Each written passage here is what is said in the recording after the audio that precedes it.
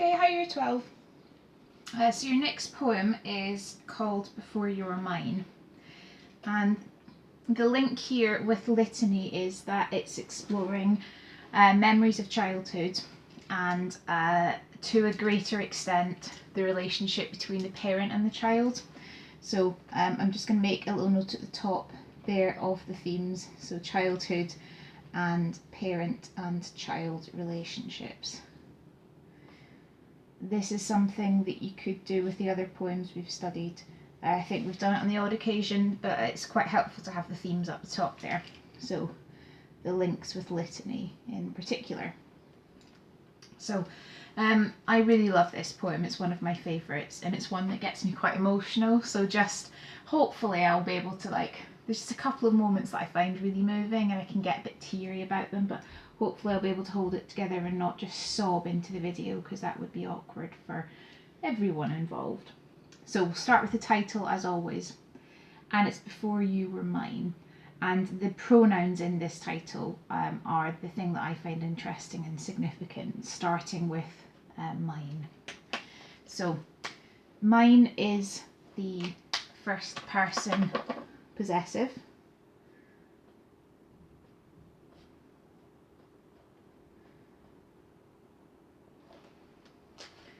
Occurred to me I'm writing in a biro, and I can't remember if I usually write in a biro. Hang on, I'm just going to check. I do. Felt a bit weird there. I thought I was usually writing in pencil, but I'm not. Okay. Yeah, first person possessive pronoun.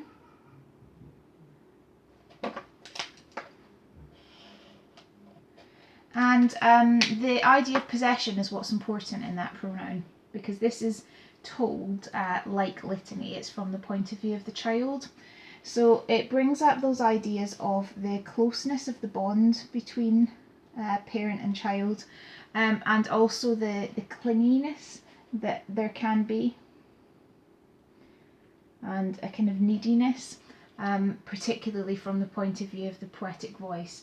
Usually my poetic voice colour is blue, but I can't find that highlighter, so today it's going to be yellow. So there's a kind of clinginess of the poetic voice, the closeness between the child and the mother, and that kind of sets up some of the themes for later on in the poem. And also the second person pronoun you, I think, is quite interesting in the title. So second person personal pronoun, to be specific.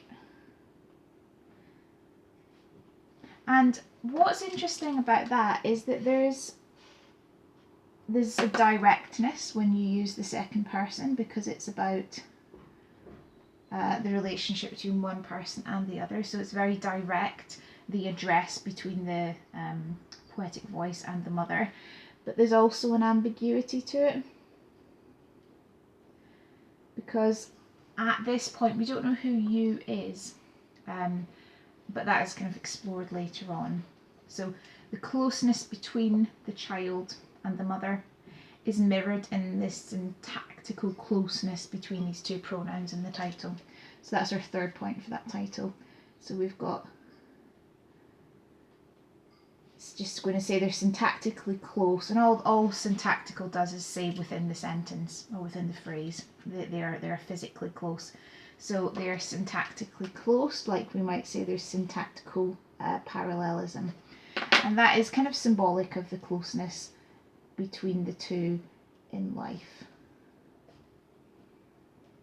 So we've got another kind of level 5 point there about symbolism. And I'm just going to put that closeness there in the poetic voice colour. So the title tells us what it's about as well. It's about the period in the mother's life before she belonged to her child, before she had her child, when she was younger, and she was kind of free and single, when she was a different person, really, to be honest. And the first couple of stanzas talk about the life she had before. And those are the two stanzas we'll look at in this video. So this is her life before. And kind of just begins with a description of the mother. So it says, I'm 10 years away from the corner you laugh on with your pals Maggie, McGinney and Jean Duff. The three of you bend from the waist, holding each other or your knees, and shriek at the pavement. Your polka dot dress blows round your legs, Marilyn. So it's quite a kind of carefree and joyful description of the mother with her friends, and the verbs are worth looking at in this opening stanza. So the shriek and the holding and the laughing. So we'll just look at those together. So we've got a couple of things. So I'm identifying pattern of verbs. They are not all the same type of verb, but that's okay. And all those verbs, the laughing, the shrieking, and the holding of the women close to one another, all paints an image of a really carefree young adulthood.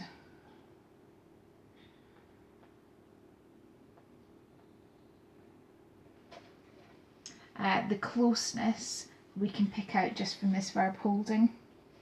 We've said that the closeness between the persona and the mother is explored, but here, before she had her child, the closeness was with her and her friends. So closeness used to be between friends, and that's all about what changes in the mother's life when she becomes a parent. The bonds that she has with people shift and change slightly, and it becomes her child that she's closest to. And there's a couple of images in here that I think are really nice to look at. The polka dot dress. And we'll pick up that idea of Marilyn in a minute. So it's pretty short, but a noun phrase anyway. Is, I think, a pretty stereotypical image of something that is quite youthful and fun. The idea of polka dots, often in the clothing, 50s in particular, which is when the poem is set. But there is something youthful and fun about this type of clothing. It's not mumsy, it's not old. So the, oh, sorry, that's the wrong colour.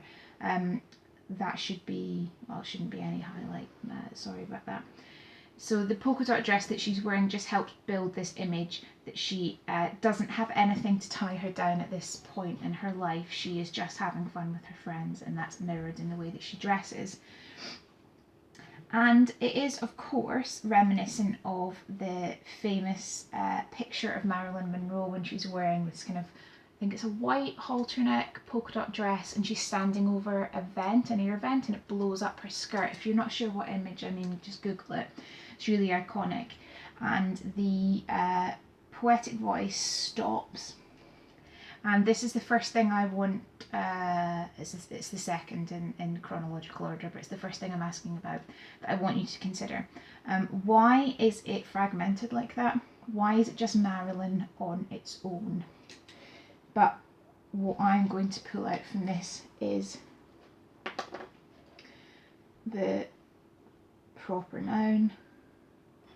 And she chooses, the persona chooses to refer to her mother as this sex symbol.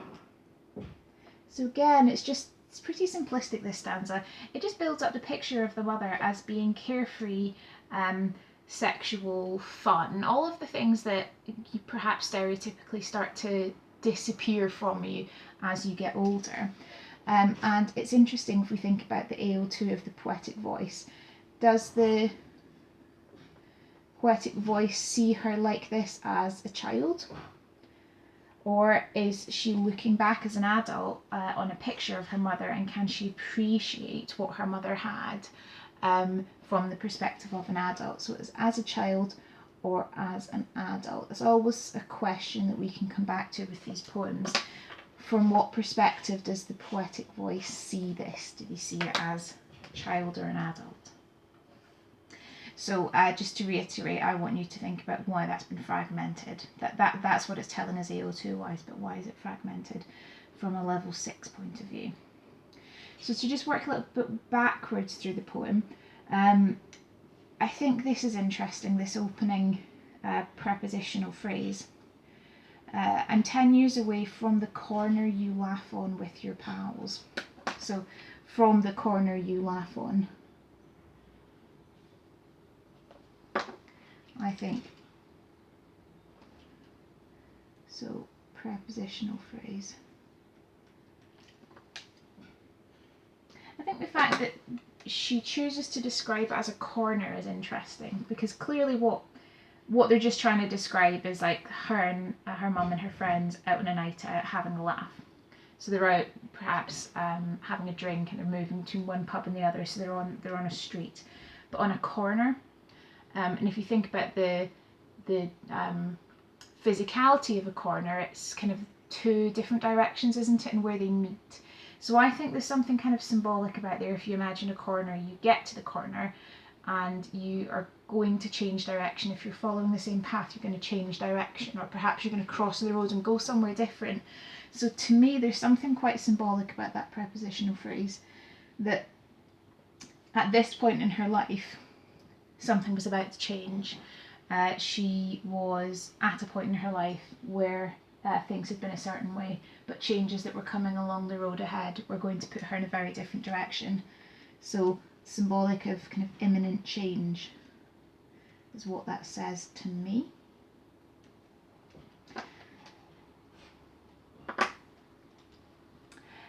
And she is with her friends. I don't think there's any huge significance in these names.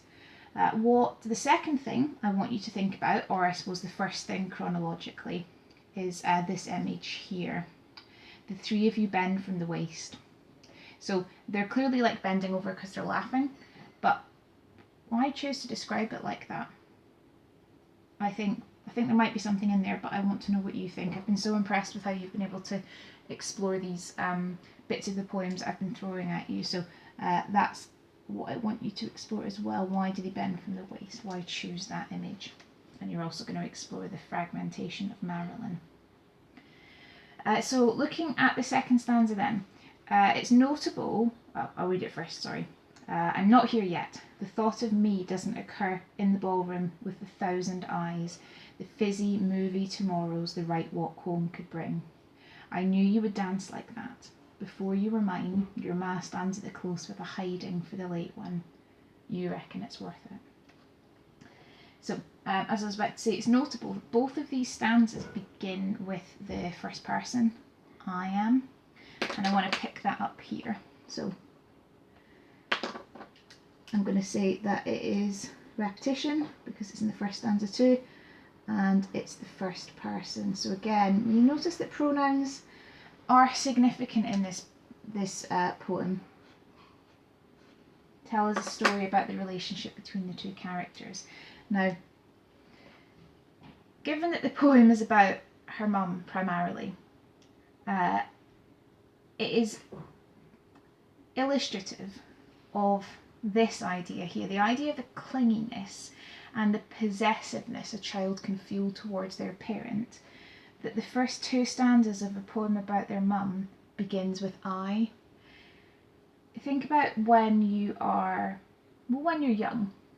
Children are really selfish. It's the part of their developmental understanding is the world revolves around them, and they haven't quite learned skills of empathy or being able to understand other people's perspectives.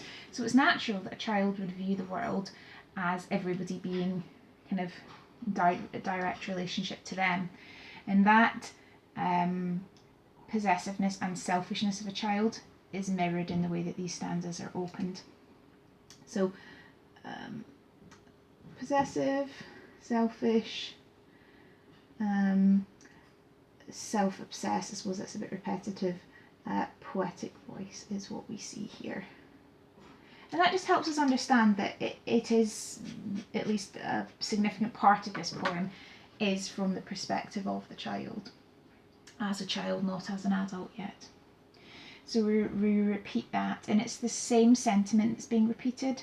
I'm 10 years away, I'm not born, and I'm still not here yet. Which is interesting. It's hard to imagine, I think, your parents' lives before you were born, because to them, to you, they are parents rather than people in their own right. And that's one of the nice things I've found as I've gotten older, the ability to connect properly with my parents on a person-to-person level rather than a you're my parent and that's why you exist level.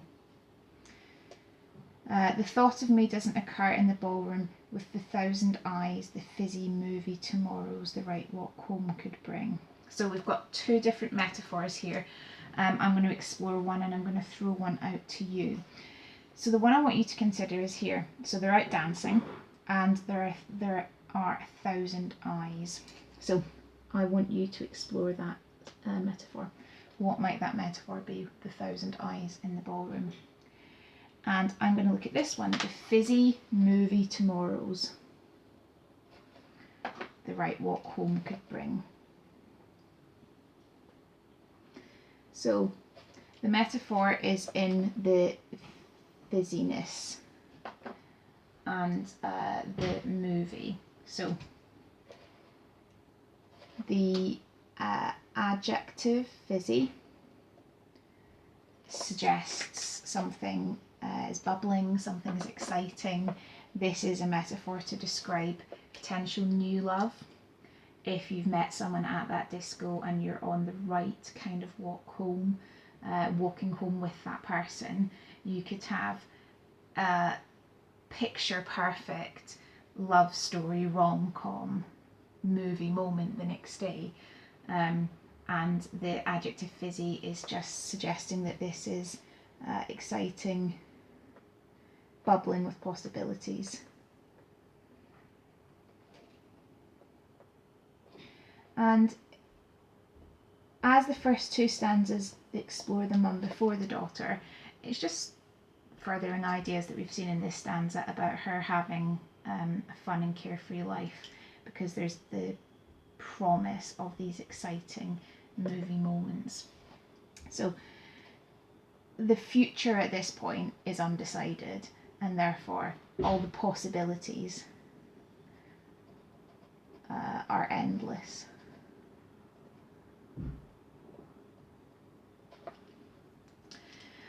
The second thing I want to pass over to you is this phrase here, the fizzy movie tomorrow's the right walk home. I briefly said that could be about finding somebody, but I want you to really delve into the word right and what possible connotations there could be there. Now, there's some interesting verbs again coming up. I knew you would dance like that. Before you were mine, your ma stands at the close with a hiding for the late one. You reckon it's worth it. So I want to explore this verb here. I knew you would dance like that, and you reckon it's worth it. Because I think what we see here, at least to me, is an attempt by the poetic voice to claim the parent beyond when they had a relationship, because obviously the child's not born yet. And what I mean by claim is, because the relationship between the child and the mother is so important, the child trying to imagine the mother living a life without her could be quite alienating and quite daunting, quite frightening to think that before you were there were loads of other things that were as important to that person, to that parent, as you are to them now. So I think the idea of saying I knew you would dance like that and you reckon it's worth it is an attempt to say that I know you and I knew you then even before I was born, because there's a lot of certainty in that verb, I knew you would dance like that. She couldn't possibly have known that, could she? And here is also an attempt to understand the thought process of the parent. So those verbs to me are about attempting this closeness before it was physically possible, trying to look back and say, oh yeah, I know what you were thinking, I know what you were doing. I'm just going to put that down here. So an attempt to claim the closeness before it was physically possible. And I think that speaks of quite an insecure poetic voice. Possibly not any more insecure than many other children when they think for the first time in depth about their parents' existence before they were in it, but certainly insecure. And then final thing in this video, I want to explore this idea of the poetic voice's grandmother, so the mother's ma. Before you remind your ma stands at the close. The close is a Scottish word, and it's like the entranceway to a block of tenements or to a block of flats. So the mum, the granny, is standing at the close, and she's got a hiding, so she's going to smack the mum for coming home late. And there are a couple of these words. I'll just pick out this one. You could also pick out pals, from the first stanza. And I think we'll pick out some more as we go along, just do a little star there. These examples of colloquialisms, which just make this voice, because we know Duffy is Scottish, make this voice really authentic.